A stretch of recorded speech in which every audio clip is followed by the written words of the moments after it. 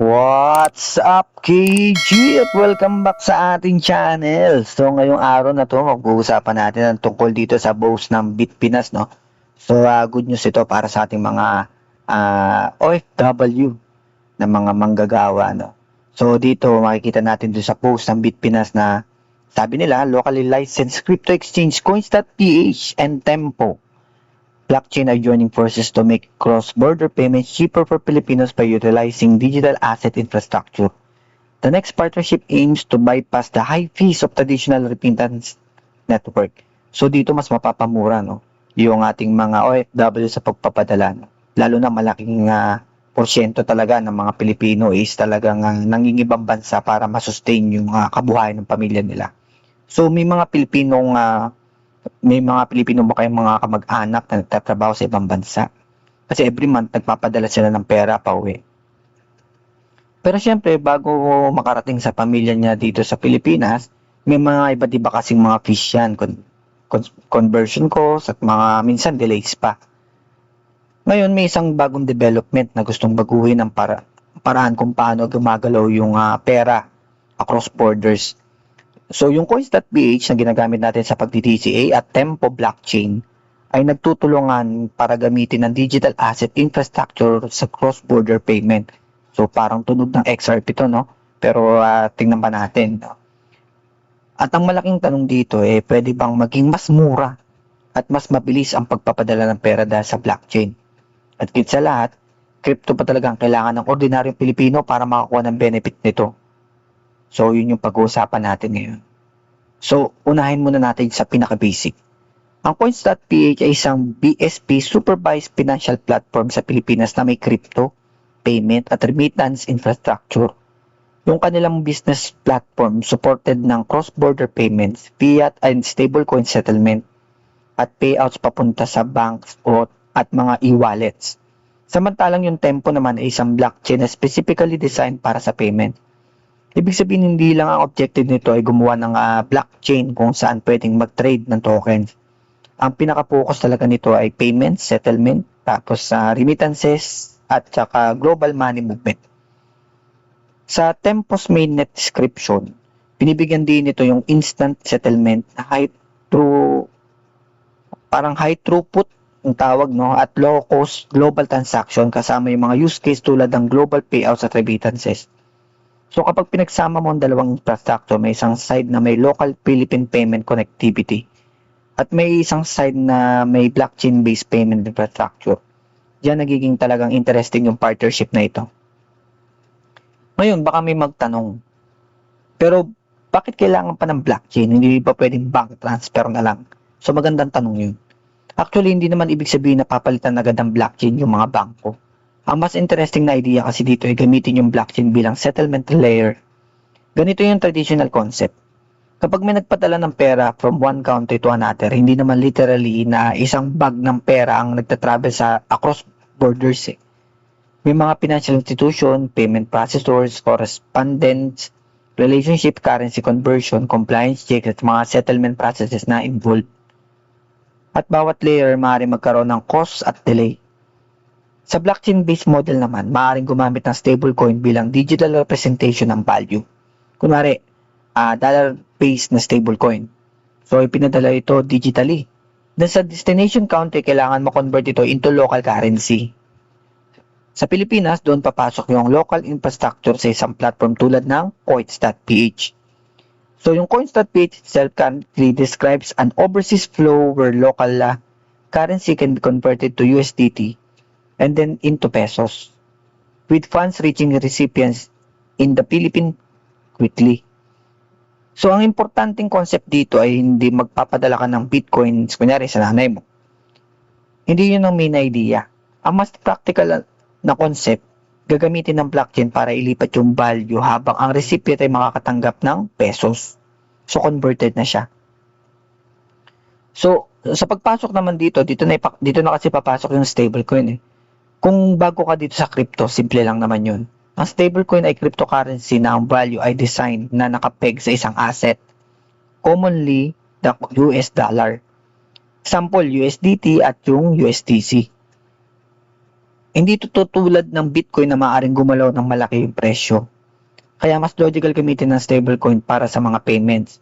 So imagine mo, instead na remittance system ang kailangan mong mag-move ng value through multiple traditional rails, may mga digital asset na maaaring gumalaw on-chain. Then once it reach the destination infrastructure, maaari ito ma-convert into pesos. At dito natin makikita kung bakit nagiging interesting ang blockchain para sa mga remittances. Hindi dahil crypto is maangas or cool, di ba? Kundi dahil ang blockchain can potentially make settlement faster and more programmable. Sabi nga nung Tempo, position its network as a payment-focused infrastructure with stablecoins at the center of its payment use case. Pero syempre dito natin dapat maging maingat. Kasi madaling sabihin na yung blockchain equals zero fees. Hindi yun automatic. Kahit blockchain ang ginagamit, may iba't ibang possible cost. Conversion, yung mga spread, compliance, may mga on-ramp at saka off-ramp pa yan. May mga local payout infrastructure. At may mga business fees na depende sa implementation. Kaya hindi natin dapat sabihin na dahil partnership ito, automatic na mas mura ang lahat ng remittances. Ang mas accurate dito na sabihin may potential itong bawasan ng ilang layers ng cost at settlement friction. At kapag nabawasan ng necessary intermediaries at naging mas efficient ang settlement, maaaring bumaba ang overall cost. Pero ang final price ay mararamdaman ng consumer ay depende pa rin sa actual implementation. Ito yung importanteng distinction. Blockchain infrastructure can be cheaper. Pero hindi ibig sabihin na automatic na cheapest remittance product ang bawat blockchain-based services. So para sa Pilipinas, particularly interesting ito dahil napakalaki ng role ng remittances sa ekonomiya natin. At hindi lang dahil OFW yung possible na beneficiaries. Kailangan din natin isipin yung mga freelancers, mga remote workers, online seller, international contractors, small businesses, creators, game developers, at kahit mga ordinaryong Filipino families na may relatives abroad. Kapag ang international money movement ay naging faster, cheaper at maraming klase ng economic activities sa maaaring makinabang. Imagine isang Filipino freelancer na may client sa US. Instead na hintayin pa ang traditional settlement process, maaaring magkaroon ng infrastructure kung saan mas mabilis ang digital settlement. O yung mga overseas workers na regular na nagpapadala ng pera sa pamilya. O yung mga global company na kailangan magbayad ng Filipino contractors. And ang common problem, money has to cross border. At ang goal ng bagong generation ng payment infrastructure is make money more like information. Dapat ganun siya kabilis. So dito, mas nagiging interesting yung tempo. May isang bagay na dapat nating bantayan tungkol sa tempo. So hindi lang ito ordinaryong blockchain na may payments feature. Ang architecture at positioning nito ay specifically centered around payments. Sa mainnet launch nito, sinabi ng Tempo na ang network ay built for real-world payments at may use cases para sa mga global payouts, remittances, embedded finances, at tokenized deposit. At may mas malaking interesting na direction dito, yung mga AI agents. Yes, AI agents. Tempo is also working on a machine payments protocol together with Stripe. So ang concept, sa future, hindi lang humans ang makakapag-initiate ng payments. AI agents could potentially interact with payment system programmatically. Imagine mo, may AI agents ka magbubuk ng services, may mga subscription na kailangan bayaran, may mga software service na ginagamit, at instead na human na manually magpaprocess ng bawat maliit na payment, the software could potentially handle payments programmatically. Malayo pa ito sa everyday experience ng ordinaryong Pilipino, pero pinapakita nito na kung saan nila gustong dalhin ng payment infrastructure ng blockchain. So mula sa crypto trading, so mapupunta tayo sa internet native money.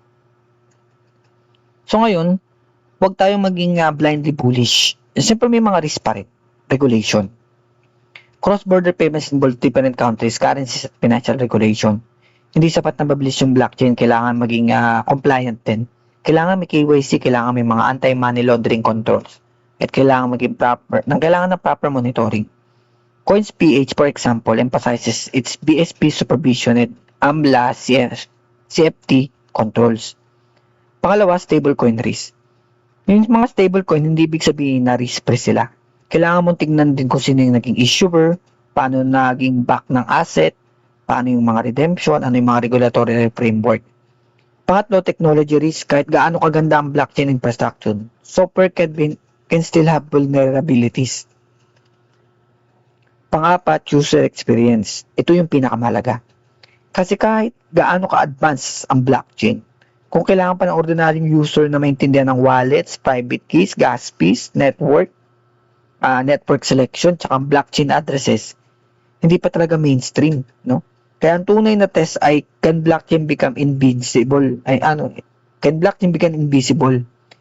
Ang meaning nito, hindi na kailangan malaman ng user na blockchain pa lang nasa likod. Magpapadala lang siya ng pera, makakatanggap ang pamilya ng pesos, tapos. So, ito naman isakahaka ko lang. So, speculation lamang nito. What if yung long-term goal ng ganitong partnership ay hindi lang talaga gawing cheaper yung remittances?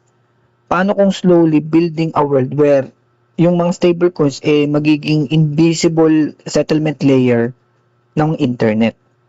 Isipin nyo, yung mga payment companies are exploring stablecoin. Blockchain companies ay nagbubuo ng mga payment-specific infrastructure. Yung mga financial institution ay nag-experiment with yung mga tokenized money. At kahit yung mga major na mga fintech players ay naghahanap ng mga stablecoin-based settlement. Kung magpapatuloy yung trend na to, maaaring dumating yung panahon na hindi na natin tinatanong na kung blockchain ba yung ginagamit sa mga ganito. Kagaya ngayon, di mo naman tinatanong kung anong server ang ginagamit kapag nagsisend ka ng email, di ba? Talagang sinesend mo lang yung email. So, possible in the future, money becomes internet native at ang blockchain na nasa background. Hindi siya ang product, infrastructure siya. At syempre, speculation lang naman ito. So, hindi naman ibig sabihin ito na guarantee naman, pwede mangyari. Pero, ito yung trend na binabantayan ko, na tinitingnan ko. So, anong takeaway para sa mga ordinaryong Pilipino? So, kung hindi ka crypto investor, bakit dapat mong pakialaman ito? Simple lang kasi hindi mo naman kailangan na mag-own ng Bitcoin para mag-benefit sa blockchain. Ito yung madalas na misunderstanding. Akala ng iba pag blockchain is ibig sabihin is bibili ka ng crypto. Pero mas malawak yung technology. Pwedeng itong gamitin para sa payments, remittances, settlement, identity, tokenization, at potentially AI-driven commerce. Para sa mga ordinaryong Pilipino, ang pinaka-importanting metric ay hindi kung tataas ang presyo ng isang token. Ang dapat nating itanong, mas mabilis ba, mas mura ba, mas accessible ba, mas secure ba, at mas convenient ba? Kung ang sagot mo ay oo, then blockchain has real-world utility. So para sa akin, ang partnership ng Coins.ph at Tempo ay interesting hindi dahil may bagong crypto token na dapat bilhin. Ang mas interesting dito ay pinapakita nito ang ibang direksyon ng crypto industry. So simula sa speculation, papunta sa infrastructure. So mula naman sa trading, papunta naman tayo sa payments. From numbers go up, no, sa mga pataas, to potentially making money move faster across borders.